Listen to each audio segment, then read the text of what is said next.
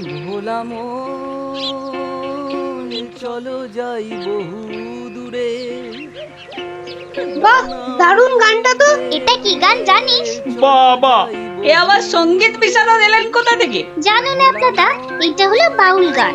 বাবা, এত সব গায়কদের সঙ্গে থাকছি রে বাবা। গুলটে, যেটা জানিস না সেটা জেনে নে না। আপনারা যাবে গানটা শুনতে? কিন্তু বুঝতে পারছি না তো কোথায় হচ্ছে গানটা। আমার মনে হচ্ছে নদীর ধার থেকে আসছে গানটা। তাহলে চলো, চল চল। ভোলা মন চলো যাই বহু।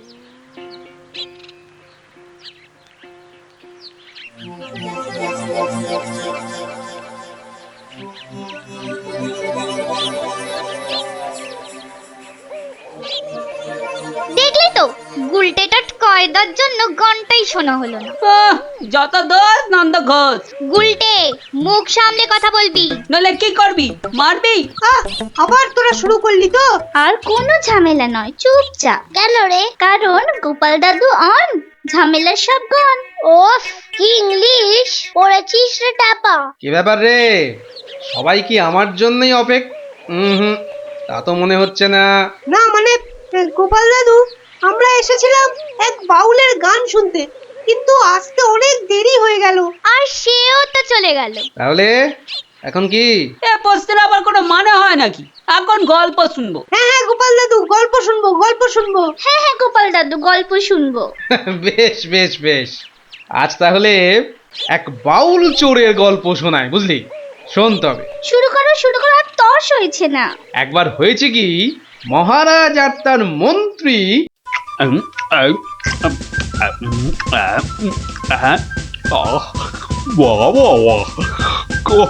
খাসির মাংসটা যা ও হয়েছে না মন্ত্রী, মনে হচ্ছে খেয়েই যায় আর খেয়েই যায়।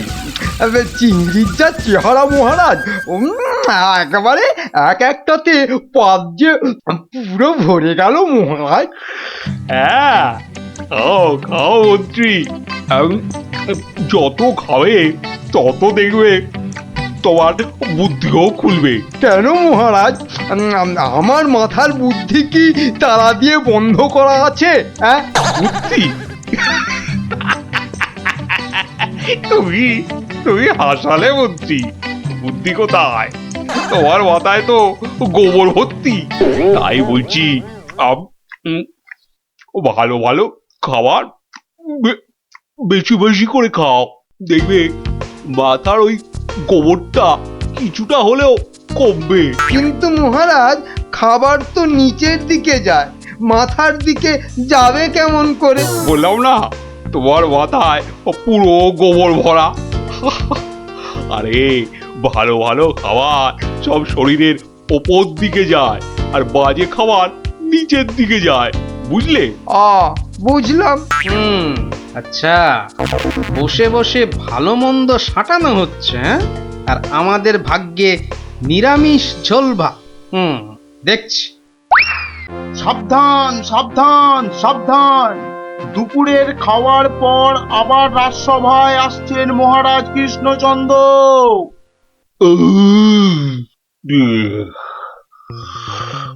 হ্যাঁ,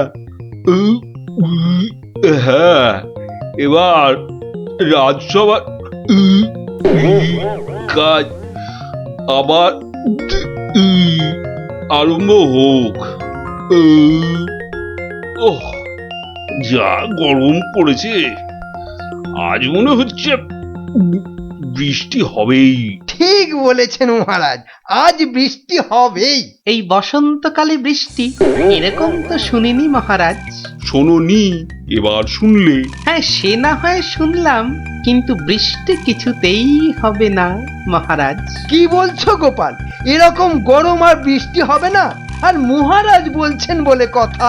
হ্যাঁ, বসন্তকালে আবার গরম কোথায়? তোমার কি মাথা খারাপ হয়ে গেল গোপাল? হ্যাঁ, মহারাজ বলছেন গরম লাগছে, আর তুমি বলছো গরম কোথায়? হ্যাঁ, সে তো মহারাজ দুপুরে পাঁঠার মাংসটা বেশি খেয়ে ফেলেছেন, আবার তার উপর খেয়েছেন ইয়া পেল্লাই চেহারার চিংড়ি মাছের মালাইকারি। এই রে, গোপাল ঠিক দেখে ফেলেছে আমার আজকের বেশি খাওয়া। আর আপনিও কম সাটাননি। তুমি কি বলতে চাইছোটা কি? কি বলতে চাইছো? বলছি শুধু এত বেশি আর গুরুপাক খেলে ওনার আপনার গরম লাগবে না তো কি নিরামিষ ঝোল ভাত খাওয়া ভুড়িওয়ালা গোপালের গরম লাগবে মন্ত্রী মশাই? গোপাল, হচ্ছিল কথা গরম আর বৃষ্টি নিয়ে, সেখান থেকে তুমি লাভ দিলে সোজা একেবারে মহারাজ আর আমার খাওয়া। হ্যাঁ বাহ, আমি তো শুধু গরমের কারণটা আর তার ফলাফলটাই ব্যাখ্যা করছিলাম। এই রে, শাক ঢাকতে গিয়ে মাছ না বেরিয়ে পড়ে। মন্ত্রী, কি আরম্ভ করলে বলো তো? মহারাজ, গোপাল আপনার আর আমার খাওয়ার নিয়ে খোঁটা দিচ্ছে। হয়েছে হয়েছে, তাহলে আজকের মতো সভা শেষ।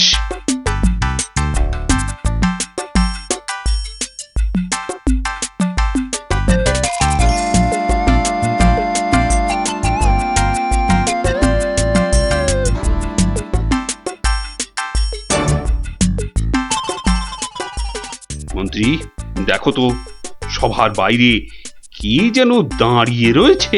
হাতে একটা একতারা রয়েছে, বাউল হবে হয়তো। এই ভর সন্ধেবেলা একতারা হাতে বাউল? হয়তো গান শোনাবে। ডাকো তো ওকে। এই, এদিকে এসো।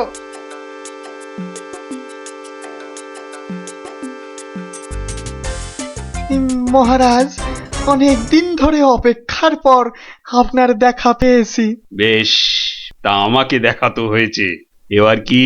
বলে ফেলো, বলে ফেলো, বলে ফেলো। মহারাজের এখন গান শোনার সময় নেই, বিশ্রামে যাওয়ার সময় হয়ে গেছে।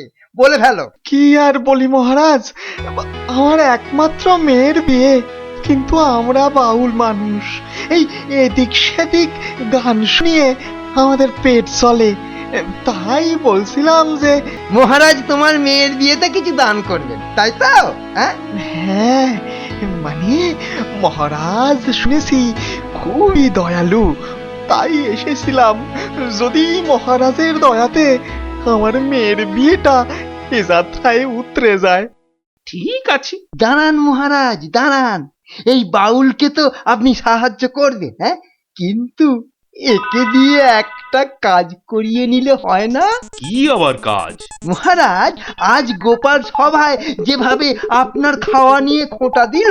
একটু ভুল বললে মন্ত্রী, শুধু আমাকে দেয়নি, তোমাকেও দিয়েছে। সেই জন্যই তো বলছি মহারাজ, গোপালের ওপর শোধ তোলার এটাই মোক্ষম সময়। তোমার কথার তো হাত পা নাক মুখ চোখ কিছুই বুঝতে পারছি না। মহারাজ, এই বাউলকে দিয়ে গোপালের বাড়ি চুরি করতে পাঠান। বাউলকে দিয়ে চুরি? তাই তো বলছি মহারাজ, কেউ সন্দেহ করবে না। আর গোপালের বাড়ি চুরি হলে গোপালকে সবাই ডেকে খুব করে খোঁটা দেওয়া যাবে। মন্দ বলনি মন্ত্রী, কিন্তু আমি শুধু ভাবছি বাউলকে দিয়ে চুরি করানোটা কি উচিত হবে? মহারাজ, এটা হবে এক তীরে দুই পাখি মারা।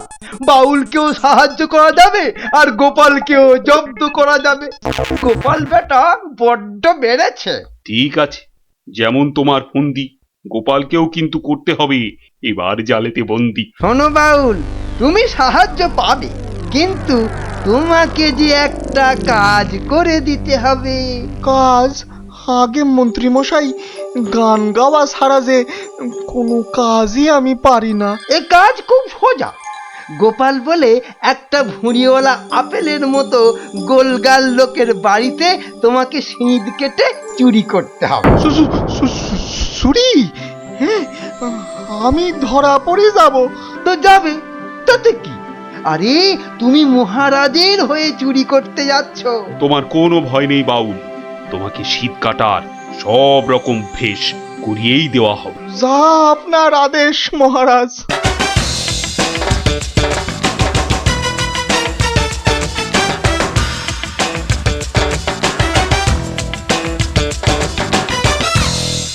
এই মন্ত্রী, তোমার বাউল তৈরি হলো ওই শীত কাটার জন্য? পুরোপুরি মহারাজ। দেখো, আবার গোপালের কাছে না মুখ চুন হয়। এবার পাশা পাল্টাবে মহারাজ। দেখুন না গোপালের মুখই এবার কেমন চুনকাম করি। গোপালের গোল মুখটা চুনকাম করলে কেমন লাগবে ভেবে ভেবেই হাসিতে পেটটা মনে হচ্ছে ফেটেই যাবে।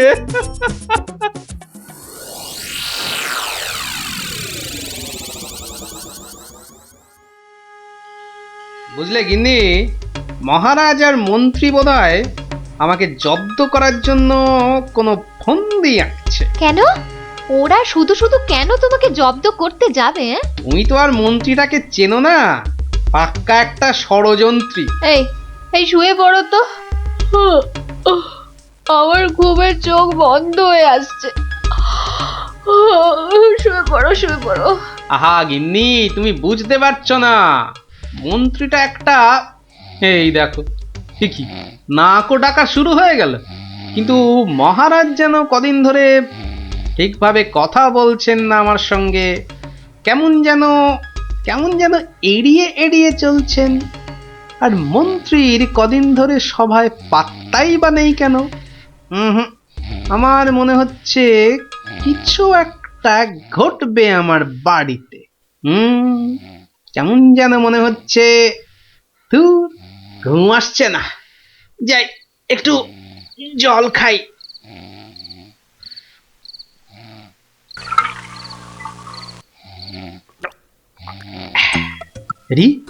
কিসের যেন একটা শব্দ হচ্ছে। কে যেন মাটি কাটছে। হ্যাঁ ঠিক তাই, ঠিক শুনেছি, এ তো শীত কাটছে। দাঁড়া বেটা চোর, তোকে এবার দেখাচ্ছি মজা।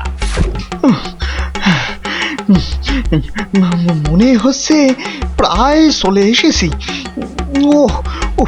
আর একটু কাটতে পারলেই হলো।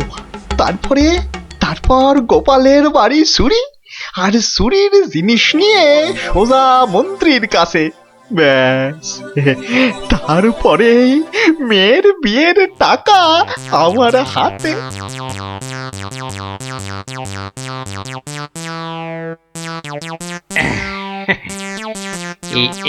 এই হাড়িতে কাদা মাটি আর পাক ভর্তি করে এনেছি, এর উপর কটা মোহর ফেলে দিই। চোর তাহলে মোহর ভর্তি ভেবে এই হাড়িটা নিয়েই পালাবে, আর তারপরে চোরের খেল তো আমি দেখাবই। চাই ঘাপটি মেরে শুয়ে থাকি গিয়ে।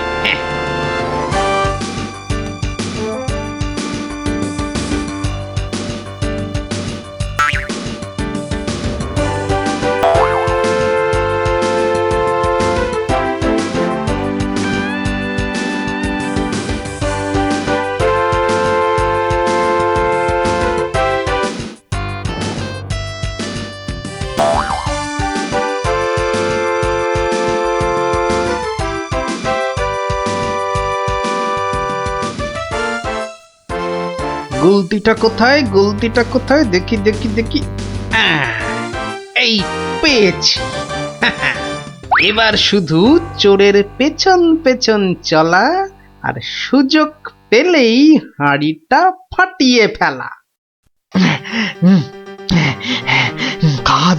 কাজ প্রায় শেষ। কিন্তু এত ভোরে কি রাজপ্রাসাদে যাব? হ্যাঁ, মহারাজ বোধহয় ঘুম থেকেই ওঠেন নাই এখনো। যাকে এগোই তো, মন্ত্রী মশাইয়ের সঙ্গে দেখা হয়ে যাবে ঠিকই। ও বাবা, চোর যে প্রাসাদের দিকে যাচ্ছে। তাহলে ঠিকই ধরেছি। এ মনে হচ্ছে ওই মন্ত্রী মশাইয়েরই ফন্দি।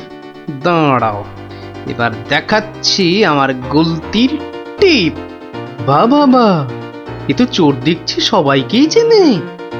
আচ্ছা, মানে আমাকে জব্দ করার ফন্দিটা বেশ ভালো করেই আঁটা হয়েছে।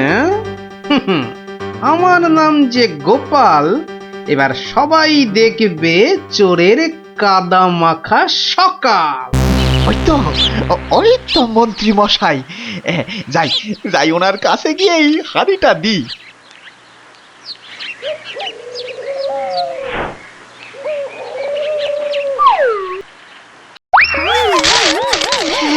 এ বাবা গো, এ মা গো, এই গো, এই কাদার পাকে একেবারে লেপটে গেলাম গো। এবার কেমন চোর বাবাজি? এ কি এই অবস্থা তোমার কে করলো বাউল? কে আবার করবে এই গোপাল ছাড়া? গোপাল, তুমি? পাঠিয়েছিলেন চোরকে আমায় করতে জব্দ, এখন কাদা মাখামাখি হয়ে কোথায় গেল মুখের শব্দ? বাবারে, ওরে বাবা, কি গন্ধ! এ বাবা, এবার আমায় গঙ্গা স্নান করতে হবে। কি হয়েছে? দেখুন মহারাজ, আপনার কথায় চুরি করতে গিয়ে আমার কি অবস্থাটাই না হলো। এ সব মন্ত্রী তোমার ওই গোবর মাথার বুদ্ধি। ছি ছি ছি ছি ছি ছি, বাউলের কি দশাটা হলো বলো দেখি। সব ওই গোপালের কাণ্ড মহারাজ। তুমি আর নাক নেড়ো না তো মন্ত্রী, এক্ষুনি যাও বাউলকে পরিষ্কার করে চান করিয়ে ওর মেয়ের বিয়ের জন্য যা অর্থ লাগে দিয়ে দাও, দিয়ে দাও। আর আমি মহারাজ? তুমি আবার কি? বাহ, চোর ধরলাম। আপনার মন্ত্রীর মাথায় যে গোবর ভর্তি সেটা দেখিয়ে দিলাম। আর হয়েছে হয়েছে, তোমারও কিছু পুরস্কার চাই, এই তো? হ্যাঁ মানে মহারাজ, এই চোর ধরার জন্য কাল সারা রাত ঘুমোইনি মহারাজ। বেশ, আজ তাহলে তোমার ছুটি। সারাদিন ধরে বাড়িতে গিন্নির সঙ্গে কাটাবে, খাবে আর ঘুমোবে। আর ভালো করে খাওয়া দাওয়ার জন্য আজ তোমার প্রাপ্তি একটা গোটা খাসি আর বেশ কয়েকটা পেল্লায় আকারের চিংড়ি মাছ। মহারাজ খুব দয়ালু। দেখো, সব খেয়ে আবার গরম লাগছে বলে লাফালাফি করো না আমার মতনে। দারুণ দারুণ। দেখলি তো মহারাজ আর মন্ত্রী কেমন জব্দ হলো। আর বাউলের কি হলো? বাউলের সে তো তার মতো মেয়ের বিয়ের টাকা নিয়ে চলে গেল। আর তুমি? আমি মহারাজের দেওয়া খাসির মাংস আর চিংড়ি মাছের মালাইকারি খেয়ে টানা 2 দিন পাক্কা ঘুমোলাম। আর মহারাজ খোঁজ করেননি? করেনি আবার, কিন্তু এই বেটে কুম্ভকর্ণের ঘুম ভাঙায় কার সাধ্যি? হ্যাঁ, কুম্ভকর্ণটা কে দাদু? এই দেখো, তোমার মাথাটা তো দেখছি আমার ভুঁড়ির মতোই মোটা হয়ে যাচ্ছে। হ্যাঁ, ওরে গোপাল দাদু, বুদ্ধুরাম কোথাকার।